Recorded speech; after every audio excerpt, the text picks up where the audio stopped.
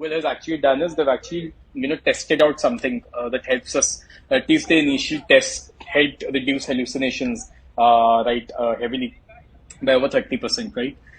So they've launched something called as Agree, which is actually a short form for adaptation for grounding enhancement, right? Uh, what does it do, right? All of us have struggled with hallucination, right? People who have actually leveraged LLM for use cases, actual enterprise-based use cases, right? While we've leveraged multiple areas, few short learning, chain of thought, summarization, chain of density, and so on and so forth, right? RAG, obviously, which is the most powerful tool. What Google has tried out is they leverage very, very curated data set to fine tune the model, right, to begin with, right? And they leverage this data set, right, to respond to initial set of queries, right? So just take an example that you have a education or a very, very focused, class 10 or mathematics data set, and you're fine tuning a model on that. Now, for the next some time, you're going to ask questions related to that very specific data set, right?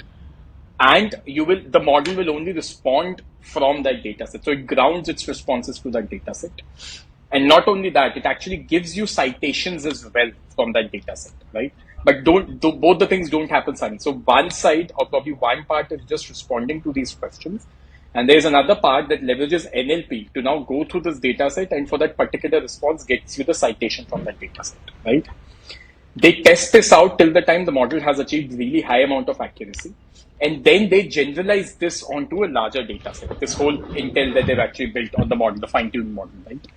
And they tested this out with text bison, and they tested this out with Llama 2's 13B model on the Wikipedia dataset. And the amount of hallucination that they were able to reduce with these text baseline models was close to 30%, right? So, while obviously this will continue, because reducing hallucinations by 30% doesn't solve the problem, right? But this is a good technique because it doesn't involve you to probably continuously. Why do you think it doesn't solve the problem? Shiva, and I'm focusing more from enterprise use cases when we work, right? And especially in the financial services manufacturing sector that we work. The accuracy that the customers, especially so customers are okay not getting information, right? Especially in healthcare, financial services, right? But whenever you provide information, it needs to be at least 99% accurate. That's the demand from our healthcare customers, period, right? So what I'm saying is, from the perspective that I'm seeing from the still 30% reduction is still not, an acceptable reduction. But why, this, I'm really intrigued by this is because generally, if I start working on a use case, there's a lot of, efforts that go after building the use case into reducing the hallucinations, right? But with this methodology, during the build phase itself, you're able to cater to it, right? When you generalize that model to the larger data set, right? So that's why I'm very intrigued about this particular thing. Got it. Okay. No, I think probably once at least they are on this path, they should not stop the things or experiments. They should just continue on this path. Let's see what happens. Okay.